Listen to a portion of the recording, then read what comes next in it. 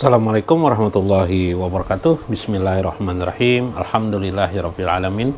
Wassalatu wassalamu ala sayyidina wa nabiyina Muhammad wa ala alihi wa sahbihi ajma'in. Fa ya ayyuhal insan, insyaallah ab'asu fi kitab Syekh Abdul Qadir Jailani Sirrul Asrar. Insyaallah mudah-mudahan membukakan rahasia ketuhanan kita kepada Allah Subhanahu wa taala.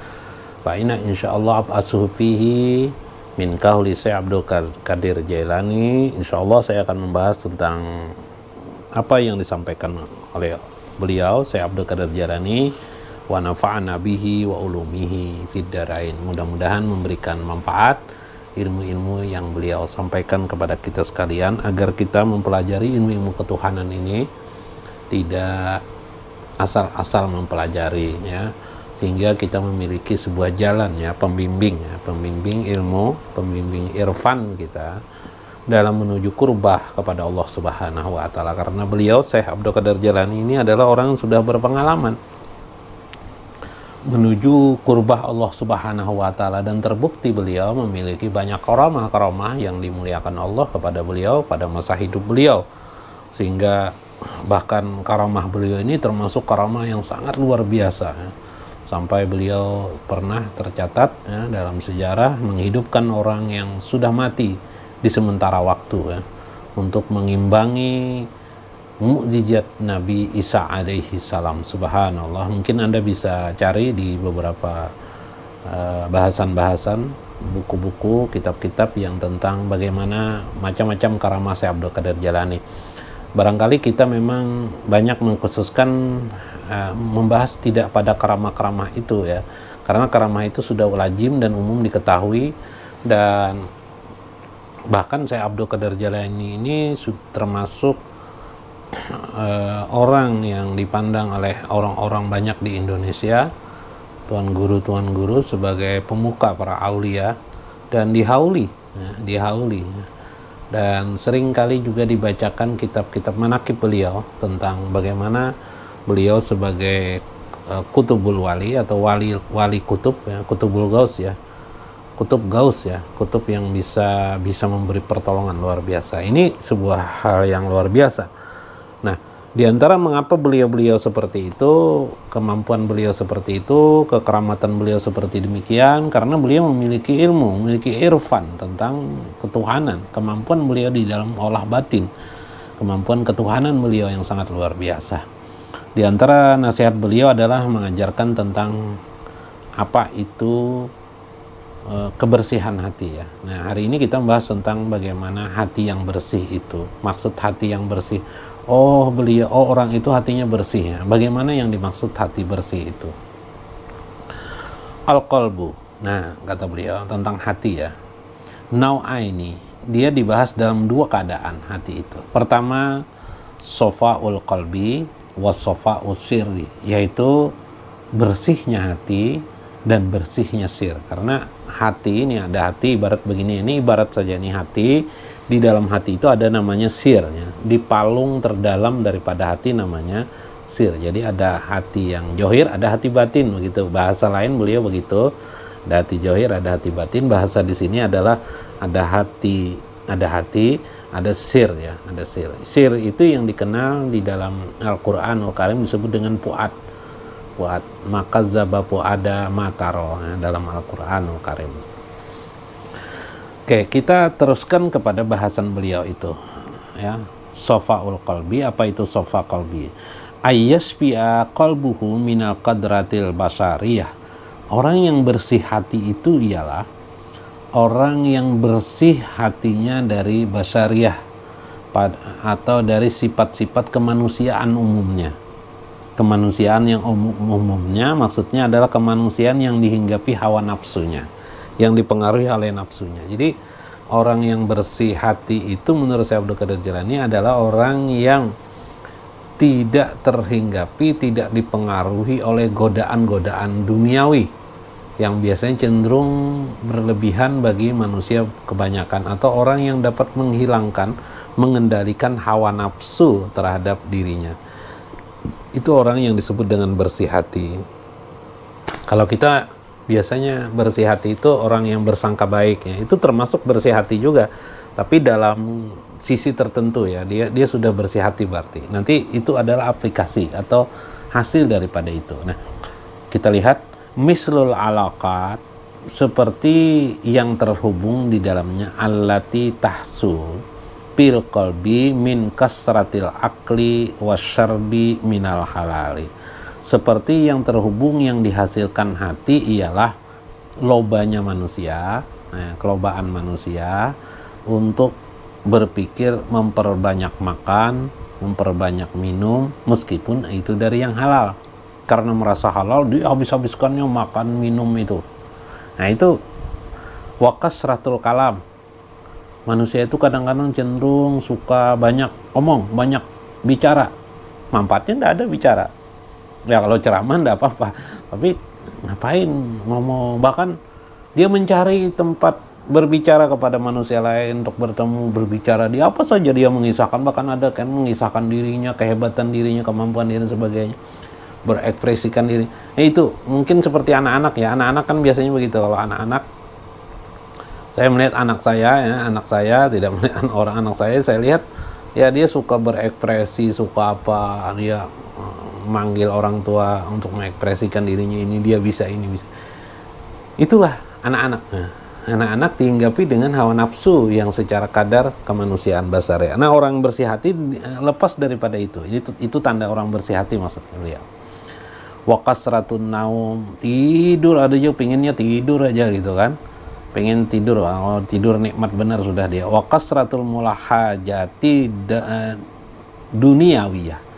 Dia selalu terhinggapi terpengaruhi oleh pengaruh duniawi, sehingga dia sangat senang. Mislu hubbu jiyadatil kasbi, misalnya kecintaan hawa nafsunya untuk selalu bekerja mencari uang, yang disebut orang materialis, cari uang, bahkan sampai dia berfilsafat hidup adalah uang.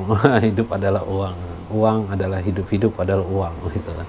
Sehingga dia kalau dia berbuat sesuatu, tubuhnya tidak mau bergerak kecuali di situ menghasilkan uang. Wah, ini kan gila sudah. Hubud dunianya sudah. Makanya kata Nabi, hubud dunia wa karihatul maut itu sifat yang menakutkan, wahjan ya, menakutkan bagi manusia. Yang harus kita hajan ya, kita khawatir tentang keadaan itu.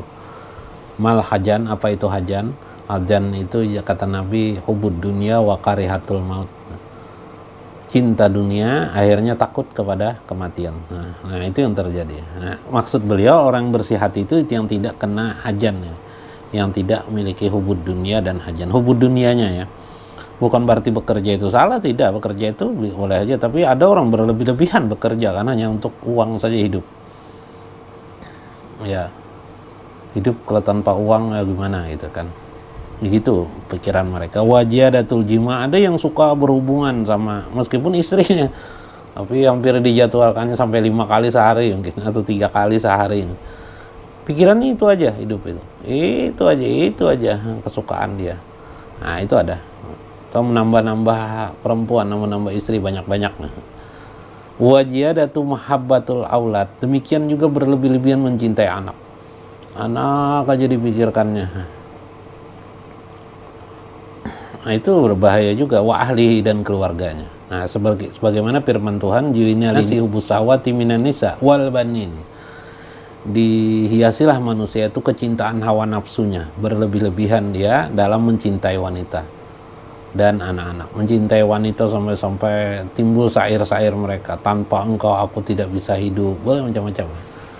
Apalagi ya seperti itulah, mungkin Anda lebih tahu daripada kita ya memahami itu. Nah, orang-orang yang saya maksudkan tadi, yang disebutkan tadi itu oleh Syaikhul Jalain, itulah yang disebut dengan orang yang tidak bersih hatinya. Perbandingannya, bila orang dapat menghilangkan sifat basyariah, kemanusiaan itu pada dirinya, pada jiwanya, keterikatannya pada itu, maka orang itu adalah bersih hatinya.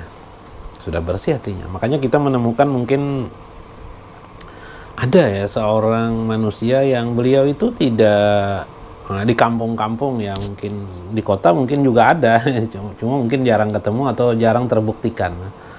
Ada manusia-manusia yang Beliau itu tenang saja hidupnya, biasa saja, ilmunya tidak begitu banyak, tapi akhlaknya bagus kepada manusia, sifat pribadinya bagus kepada manusia, sangka baik dia kepada manusia, tidak terloba dengan duniawi, tidak terloba dengan mengejar harta, tidak terloba dengan yang tadi-tadi, banyak makan, banyak minum, banyak berkata-kata, banyak tidur, kepingin tidur terus, mengurusi dunia terus, menambah-nambah kasbia usaha.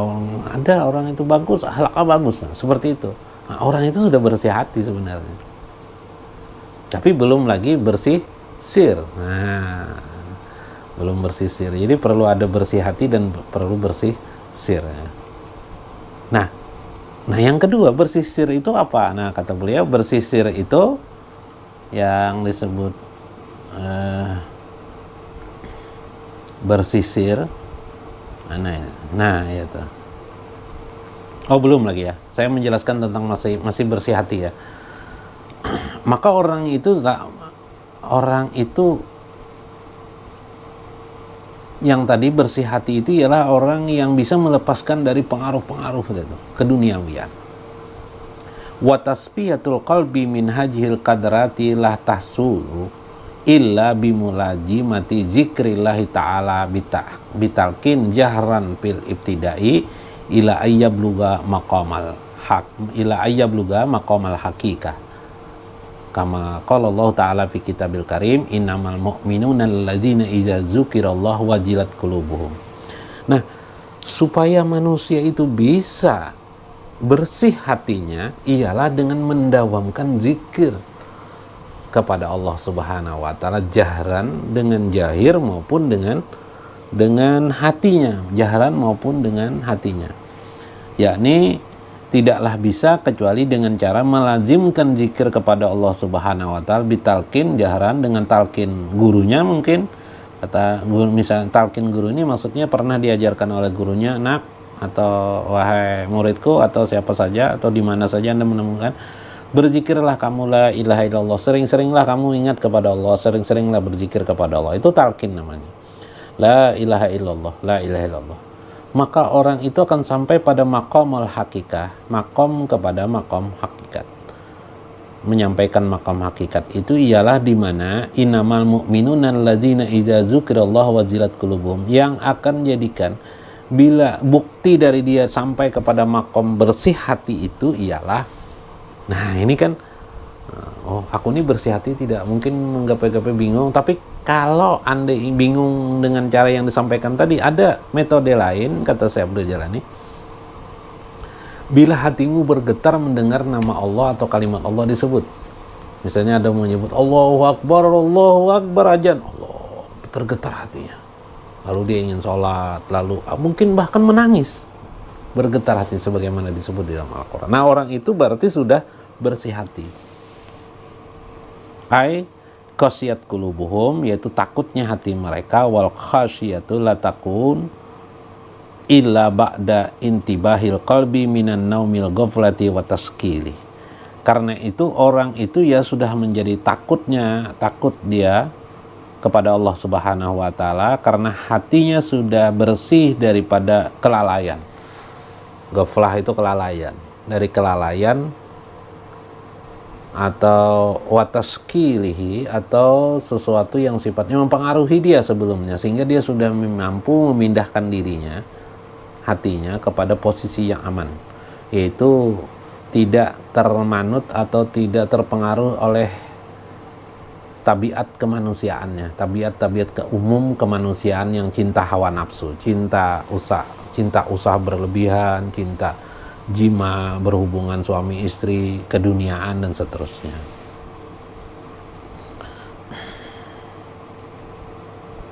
Nah, ini adalah orang yang sudah pada tingkat bersih hati. Nah, sekarang bersih sir. Apa bersih sir? Nah, bersih sir. Bersih sir itu, kata beliau, wasapa usir, bersih sir adalah al-istinabu an mulahajati ma siwallahi ta'ala wa mahabbatihi bimulajimati asma'i tauhid bilisani sirri. Orang yang bersih sir itu ialah orang yang menjauhkan dirinya dari pengaruh-pengaruh basariyah, insaniyah itu juga satu, Dan bahkan dari sesuatu yang terbekas di hatinya, mempengaruhi dirinya, yang tercatat di dirinya, yang termaktub di dirinya, sesuatu kecuali kepada Allah. Wah, artinya tidak ada sesuatu yang termaktub lagi, sesuatu selain daripada Allah. Itu adalah orang bersih sirnya. Orang bersih sir itu ialah yang di hatinya hanya ada Allah, tidak ada yang lain. Waduh, subhanallah, ini bersih sir namanya. Nah, inilah tingkatan khawas, luar biasa.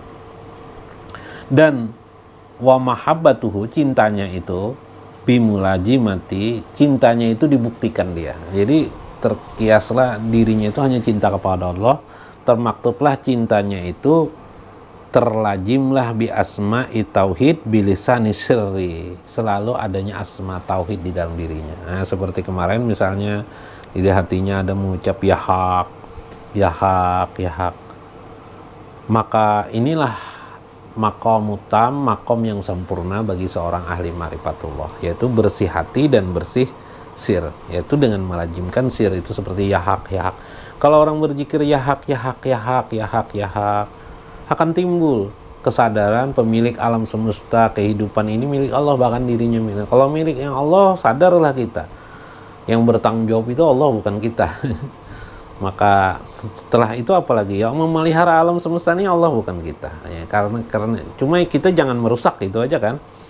Nah, bagaimana kita memelihara kenyataan ini bahwa kebenaran, keagungan, kebesaran itu ternyata hanya milik Allah. Kesadaran itulah kita tidak bisa menjadi jongos atau menjadi orang yang menyalahkan orang sedemikian rupa, mentahjir, membid'ahkan orang, melakukan ini sebagainya. Tidak. Nah, itu orang yang tidak menyadari tentang Allahul Haq, tentang Allah yang Maha. Mudah-mudahan bermanfaat tentang bersih hati ini. Inti daripada semua ini adalah melazimkan zikrullah kepada Allah Subhanahu wa taala. Mudah-mudahan bermanfaat. Wal afu minkum wallahul muwaffiq wa aqwamut thariq. Wassalamualaikum warahmatullahi wabarakatuh.